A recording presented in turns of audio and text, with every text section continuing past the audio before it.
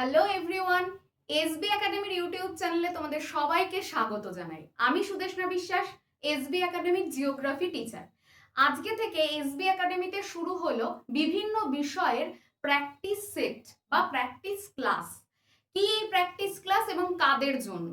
এই প্র্যাকটিস ক্লাসটা কিন্তু ক্লাস 12 এর জন্য, যারা থার্ড সেমিস্টারের পরীক্ষা দিতে চলেছ, যারা মোটামুটিভাবে এই কয়েকটা মাসে তোমাদের বইয়ের প্রস্তুতি একদম তৈরি করে ফেলেছো, তাদের জন্য অধ্যায় ভিত্তিক এমসিকিউ এর প্র্যাকটিস। এটা কিন্তু তোমাদের জন্য ভীষণ গুরুত্বপূর্ণ, কারণ কে কত বেশি তোমরা প্র্যাকটিস করবে তার উপর নির্ভর করবে তোমরা কত সুন্দরভাবে পরীক্ষাতে উত্তর করে আসতে পারবে। বই তো অবশ্যই ভালো করে পড়া জরুরি, তার সাথে সাথে কিন্তু বিভিন্ন রকমের প্রশ্ন বিভিন্ন অধ্যায় থেকে যত প্র্যাকটিস হবে তত কিন্তু তোমরা ভালোভাবে বুঝতে পারবে যে প্রত্যেকটা বিষয় কতটা তোমরা আয়ত্ত করতে পেরেছো। তাই সেই রকমই প্র্যাকটিস সেশনের ক্লাসে আজকে তোমাদের স্বাগত। আজকে আমরা আলোচনা করব বহির্জাত প্রক্রিয়া বলে তোমাদের যে অধ্যায়টি রয়েছে সেখানকার বেশ কিছু গুরুত্বপূর্ণ প্রশ্ন। এবং বহির্জাত প্রক্রিয়ার কিন্তু এরপরে আরো অনেকগুলো ক্লাস আসবে, সেখানে কিন্তু আমরা বহির্জাত প্রক্রিয়ার আরো অনেক প্রশ্নের আলোচনা করব। আর দীর্ঘায়িত ভিডিওটা একদমই করব না, চলো সরাসরি দেখে নিই কি কি প্রশ্ন আজকে আমাদের রয়েছে। দেখো, সবার প্রথমে আজকের যে অধ্যায় সেটা হচ্ছে বহির্জাত প্রক্রিয়ার অধ্যায়। এখান থেকে কিন্তু আমাদের ক্লাস আজকে 1। তাহলে এখানে দেখো, প্রথম যে প্রশ্নটি রয়েছে সেটা হচ্ছে পৃথিবীর পৃষ্ঠদেশের শিলাস্তর যান্ত্রিক প্রক্রিয়ায় চূর্ণ বিচূর্ণ এবং রাসায়নিক প্রক্রিয়ায় বিয়োজিত হয়ে মূল বা আদি শিলার অবস্থানের প্রক্রিয়া যে নামে পরিচিত তা কি? অর্থাৎ এখানে বলছে পৃথিবী পৃষ্ঠের শিলা যান্ত্রিক প্রক্রিয়ায় ভেঙে চূর্ণ বিচূর্ণ হচ্ছে, রাসায়নিক প্রক্রিয়ায় বিয়োজিত হচ্ছে, হয়ে কোথায় পড়ে থাকছে? আদি শিলার ওপরে পড়ে থাকছে। এই পদ্ধতিটার নাম কি? তোমরা মোটামুটি প্রত্যেকেই উত্তর দিতে পারবে। এই পদ্ধতিটার নাম কিন্তু আবহ বিকার।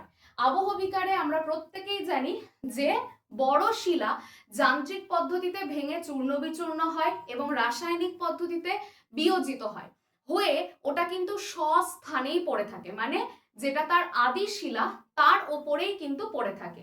এবং এর ফলে এই আবহ বিকারের ফলে কিন্তু রেগোলিথ তৈরি হয়, যেখান থেকে পরবর্তীকালে মাটির সৃষ্টি হয়। তাহলে এটার সঠিক উত্তর কিন্তু হয়ে যাবে অপশন বি, আবহ বিকার। পরবর্তী প্রশ্ন দেখে নাও। বলছে নদী, বায়ু, হিমবাহ, সমুদ্র তরঙ্গ ও ভৌম জল প্রভৃতি প্রাকৃতিক শক্তির সঞ্চয় কাজে ভূমিভাগের উত্থান ঘটে। এই ভূ উত্থান প্রক্রিয়ার সাথে সম্পর্কিত কোন পদ্ধতি? অপশন এ তে রয়েছে পর্বত সৃষ্টি, বি পর্যায়ন, সি অবরোহণ, ডি আরোহণ। এখানে দেখো, সব থেকে যেটা গুরুত্বপূর্ণ জায়গা সেটা হচ্ছে ভূমিভাগের উত্থান। যখনই আমরা দেখতে পাবো ভূমিভাগের উত্থানের সাথে কোনো কিছু জড়িত, অর্থাৎ সেখানে সঞ্চয়জাত কাজ কিন্তু প্রচুর পরিমাণে হচ্ছে, তাই কিন্তু ভূমিভাগের উত্থান হচ্ছে। তাহলে আমরা মনে রাখবো এই আরোহণ হয়ে যাবে কিন্তু সঠিক উত্তর, কারণ ভূমিভাগের উত্থানে যে পদ্ধতিটা বা যে বহির্জাত পদ্ধতিটা সাহায্য করে সেটা হচ্ছে আরোহণ। আর কোন জায়গার ভূমিভাগের অবনমন বা ক্ষয় করতে যে পদ্ধতি সাহায্য করে তাকে বলা হয় অবরোহণ। আবার দেখো, পর্যায়ন, এই প্রক্রিয়াটা কিন্তু ভূমিভাগের কিছুটা নিচু ভূমিভাগের উত্থান ঘটায়, আবার উঁচু ভূমিভাগের ক্ষয় ঘটায়, ঘটিয়ে ভূমিভাগটাকে একদম সমতল ভাবে কিন্তু তৈরি করে। তাহলে মোটামুটি সমতল ভূমিরূপ যদি তৈরির কথা আমরা ভাবি, তাহলে সেই প্রক্রিয়াটা হয়ে যাবে কিন্তু পর্যায়ন প্রক্রিয়া। আর পর্বত সৃষ্টি তো সম্পূর্ণ আলাদা ধরনের প্রক্রিয়া, যেটাতে কিন্তু মহীভবক এবং গিরিজনী আলোড়ন কিন্তু ভীষণভাবে গুরুত্বপূর্ণ। পরের প্রশ্নটা দেখো, পুঞ্জিত ক্ষয়ের ধীর প্রবাহ পৃথিবীর যে জলবায়ু অঞ্চলে সব থেকে বেশি পরিলক্ষিত হয় তা হলো? অপশন এ তে আছে ক্রান্তীয় জলবায়ু, বি তে আছে নাতিশীতোষ্ণ জলবায়ু, সি তে আছে মরু জলবায়ু, ডি তে আছে চীন দেশীয় জলবায়ু। দেখো, পুঞ্জিত ক্ষয়ে সাহায্য করে কে? মাধ্যাকর্ষণ শক্তি বা অভিকর্ষজ বল। মাধ্যাকর্ষণ শক্তির টানে বা অভিকর্ষজ বলের প্রভাবে আবহ বিকারের ফলে যে শিলাগুলো তৈরি হয় পাহাড়ের উঁচু জায়গায় থাকে, তারাই কিন্তু কি হয় পুঞ্জিত ক্ষয়ের ফলে উচ্চভূমি বা পাহাড়ের গা বেয়ে কিন্তু নিচে নেমে আসে। এই পদ্ধতিটা পুঞ্জিত ক্ষয় তোমরা প্রত্যেকেই জানো, বা মাস ওয়াস্টিং। এটা কোন জলবায়ুতে সব থেকে বেশি আমরা দেখতে পাই? এখানে কিন্তু যেহেতু ধীর প্রবাহ বলেছে, তাহলে আমাদের উত্তর হয়ে যাবে নাতিশীতোষ্ণ জলবায়ু। এটা কিন্তু ক্রান্তীয় জলবায়ুতেও দেখা যায়, কিন্তু ক্রান্তীয় জলবায়ুতে পুঞ্জিত ক্ষয় হওয়ার পর যেটা পাহাড়ের গা বেয়ে নেমে আসে, সেটা তুলনামূলকভাবে বেশি গতিতে নেমে আসে, কারণ বর্ষাকাল বা বৃষ্টিপাতের পরিমাণ ক্রান্তীয় অঞ্চলে কিন্তু নাতিশীতোষ্ণ অঞ্চলের থেকে বেশি হয়। এই কারণে এখানকার সঠিক উত্তর হবে নাতিশীতোষ্ণ জলবায়ু, যেহেতু কোশ্চেনটাতে ধীর প্রবাহ কথাটা কিন্তু উল্লেখ করা আছে। এর পরেরটাতে দেখো যে যখন স্খলিত পদার্থগুলি ওপর থেকে বিচ্ছিন্ন হয়ে উল্লম্বভাবে পতিত হয় তাকে কি বলে? অপশন এ তে আছে পতন, বি টপল, সি ধস এবং ডি স্যাকুম বা ভূধস বা ভূমিধস। দেখো বলছে যে উল্লম্বভাবে যদি পতিত হয় তখন সেটাকে আমরা কি বলি? এটার উত্তর হয়ে যাবে অপশন এ পতন। এটা কিন্তু অবশ্যই মাথায় রাখবে। কোন অঞ্চলে মৃত্তিকা বিসর্পণ সব থেকে বেশি ঘটে?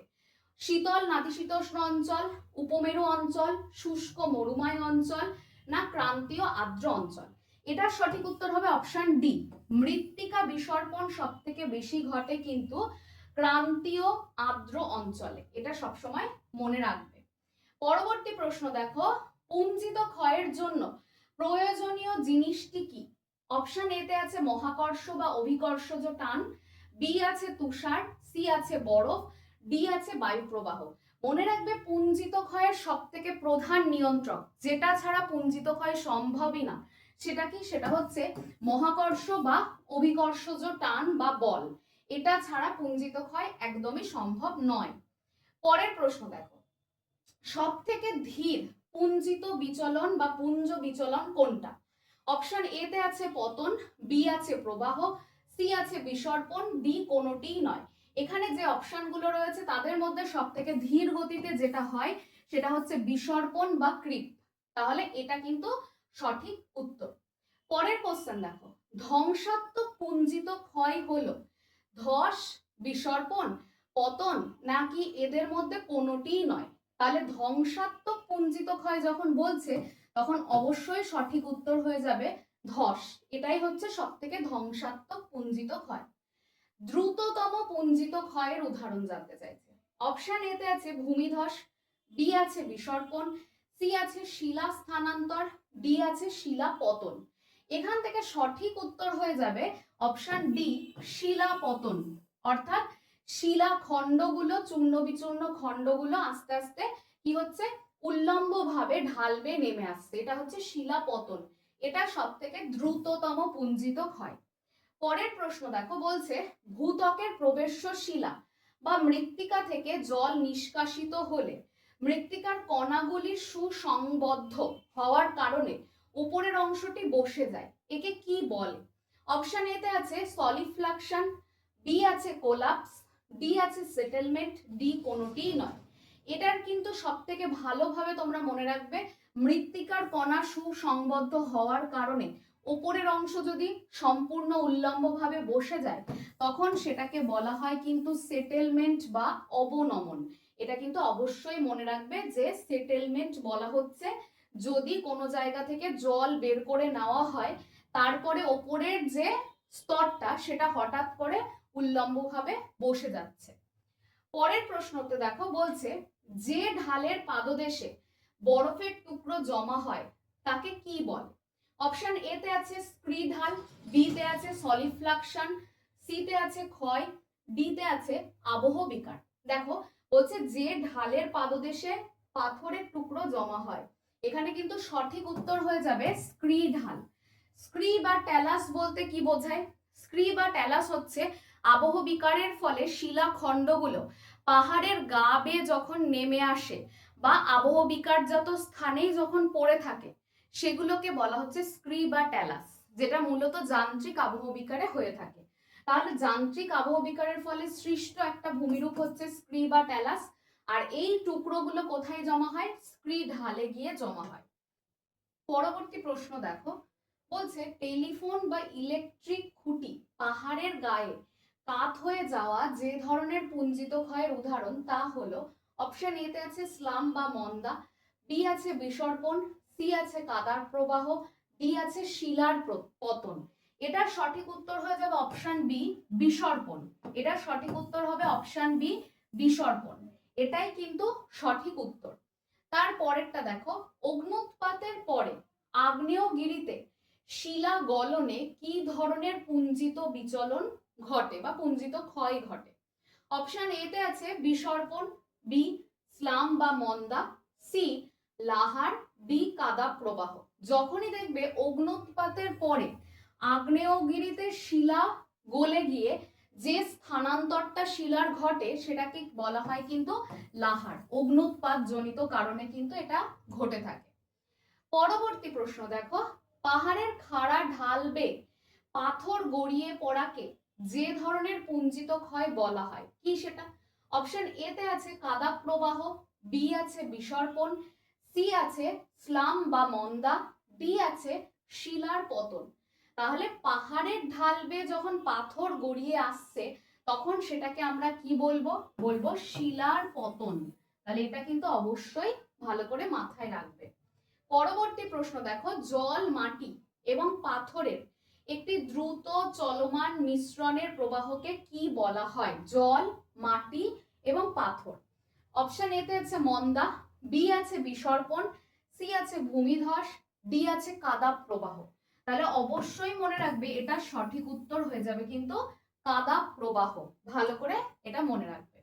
পরবর্তী প্রশ্ন দেখো, বলছে কোন ধরনের পুঞ্জিত ক্ষয় সব থেকে ধীর গতিতে ঘটে? অপশন এ আছে কাদা প্রবাহ, বি বিসর্পণ, সি মন্দা, ডি শিলার পতন। কোন ধরনের পুঞ্জিত ক্ষয় সব থেকে ধীর গতিতে ঘটে? যে উদাহরণ বা যে অপশন গুলো রয়েছে তার মধ্যে থেকে কিন্তু তোমাকে বেছে নিতে হবে। তাহলে অপশন বি হয়ে যাবে সঠিক উত্তর। এই বিসর্পণটা কিন্তু সব থেকে ধীর গতিতে ঘটতে থাকে। পরের প্রশ্ন দেখো, বলছে প্রধানত কত ডিগ্রি ভূমির ঢালে ধস সৃষ্টির সম্ভাবনা থাকে? অপশন এ তে আছে 1 ডিগ্রি থেকে 20 ডিগ্রি, বি তে আছে 1 ডিগ্রি থেকে 45 ডিগ্রি, সি 5 ডিগ্রি থেকে 30 ডিগ্রি, ডি 45 ডিগ্রি থেকে 90 ডিগ্রি। এখানে ধসের সম্ভাবনা বলেছে, তার মানে ঢালটা কিরকম হবে? তুলনামূলকভাবে বেশি হবে। এখানে সঠিক উত্তর হয়ে যাবে কিন্তু 45 ডিগ্রি থেকে 90 ডিগ্রি। এই ঢালটা যদি থাকে কোনো পাহাড়ে বা কোনো উচ্চভূমিতে তাহলে সেখানে কিন্তু ধস সৃষ্টি হওয়ার প্রবণতা কিন্তু অনেকটাই বেশি থাকে। পরের প্রশ্ন দেখো, বলছে যে দিন এবং রাতের তাপমাত্রা পরিবর্তনের জন্য কোন পুঞ্জিত ক্ষয় সব থেকে বেশি হয়? অপশন এ তে আছে সলিফ্লাকশন, বি আছে মৃত্তিকা বিসর্পণ, সি আছে ধস, ডি আছে ট্যালাস বিসর্পণ। এই দিন এবং রাতের তাপমাত্রার পরিবর্তন মানে মাটির ওপরে একবার বরফের আস্তরণ তৈরি হচ্ছে, তারপর ওপরের বরফটা গলে যাচ্ছে দিনের বেলা, রাত্রেবেলা পুরো মাটির ওপরে একটা পুরো বরফের আস্তরণ তৈরি হচ্ছে। সেই বরফটা কিন্তু আবার দিনের বেলা কি হচ্ছে? গলে যাচ্ছে কিছুটা অংশ ওপরের থেকে, পুরোটা নয়। আবার এইভাবে একবার করে বরফ জমছে, আবার দিনের বেলা তাপমাত্রা বৃদ্ধি পাওয়ার জন্য সেই বরফটা গলে যাচ্ছে। এর ফলে যে বরফগুলো স্থানান্তরিত হয় বা যে পুঞ্জিত ক্ষয়টা হয়, শিলা, মাটি এগুলো যে বয়ে যায় বরফের স্তরের সাথে, তাকে বলা হচ্ছে কিন্তু সলিফ্লাকশন। যেটা কিন্তু এই দিন এবং রাতের তাপমাত্রার পার্থক্যে বা শীত গ্রীষ্মের তাপমাত্রার পার্থক্যে কিন্তু সব থেকে ভালো বোঝা যায়। তাহলে শীত গ্রীষ্মের তাপমাত্রার পার্থক্য বা এটা দিতে পারে যে দিন এবং রাতের তাপমাত্রার পার্থক্যে কোনটা আমরা ভালো বুঝতে পারি, সেটা কিন্তু সলিফ্লাকশন হবে। আচ্ছা, আজকের আমাদের এটা ছিল লাস্ট প্রশ্ন। আজকে আমরা কিছু প্রশ্ন সলভ করলাম বহির্জাত প্রক্রিয়ার। এরকম প্রতিনিয়তই তোমরা ভূগোলের বিভিন্ন কিন্তু প্র্যাকটিস ক্লাস পাবে। তার জন্য তোমাদেরকে কি করতে হবে? এই প্র্যাকটিস ক্লাসগুলো কিন্তু সম্পূর্ণ ফ্রিতে পাচ্ছ। তার জন্য এসবি একাডেমির ইউটিউব চ্যানেলটিকে সাবস্ক্রাইব করে রাখতে হবে। তার সাথে কিন্তু বেল আইকনটা প্রেস করতে হবে, যাতে যেদিন যেদিন আমাদের এই ক্লাসগুলো আসবে তোমরা সেদিনই এই প্রশ্নগুলো একবার ভালোভাবে নিজেরা বুঝে নিতে পারো। আর এই ভিডিওগুলো যত বেশি শেয়ার করবে তত আরো ভালো ভালো ক্লাস তোমাদের উপহার দেওয়ার জন্য আমার এনার্জি বাড়বে। সুতরাং দেখা হচ্ছে পরবর্তী ক্লাসে। তোমরা প্রত্যেকে সুস্থ থাকো, ভালো থাকো। সামনেই থার্ড সেমিস্টারের পরীক্ষা, যতটা সুন্দরভাবে প্রিপারেশন নেওয়া যায় সেটা অবশ্যই তোমরা বাড়িতে নাও। তার সাথে থাকছে এসবি একাডেমির প্র্যাকটিস ক্লাস। এবং যদি কোনো প্রশ্নে সমস্যা থাকে অবশ্যই কমেন্ট সেকশনে কিন্তু জানাতে ভুলো না।